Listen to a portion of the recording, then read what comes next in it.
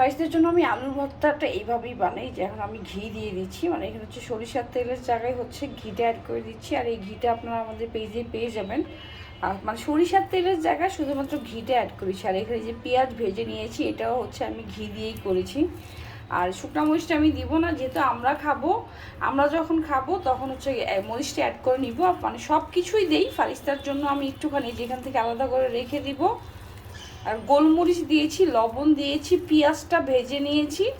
আর মরিচটা ফারিস্তা যেহেতু খাবে, মরিচটা দিব না, মরিচটা হচ্ছে শেষে আমরা যখন খাবো তখন অ্যাড করে নিব। আর একটু ধনিয়া পাতা দিয়েছি, এটা দিয়ে আমি হচ্ছে ফারিস্তাকে একটা মানে স্যান্ডউইচের মতো করে আজকে বানাই দিব। এই যে পাউরুটি আছে, পাউরুটি দিয়ে হচ্ছে এই যে পাউরুটির ভিতরে হচ্ছে এই আলুটা দিয়ে তারপর হচ্ছে ডিম দিয়ে ভেজে ওকে এখন মানে ফিঙ্গার ফুড হিসেবে খেতে দিব।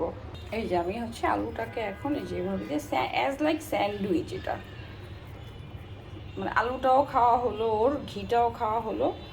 এই যে পাউরুটিটা দিয়ে এইভাবে দিয়ে তারপর ডিমে ভেজে দিব। এই যে আমি হচ্ছে ডিমে এইভাবে চুপিয়ে এখন হচ্ছে যে ঘিয়ের মধ্যে দিয়ে দিব। এই যে এখন উল্টিয়ে দিয়েছি, পুরোটাই হচ্ছে আমি একদম ঘি দিয়ে ভেজে নিয়েছি। এই যেটা রান্না করা শেষ, মানে হচ্ছে এটা ভাজা শেষ, একদম রেডি। ফারিস্তাকে আমি এখন হাতে হাতে দিয়ে দিব, ও খেয়ে নেবে। এটা খাও, ধরো ধরো ধরো ধরো ধরো ধরো ধরো। বাবা, এটা খেতেও খুব ইয়াম্মি হয়।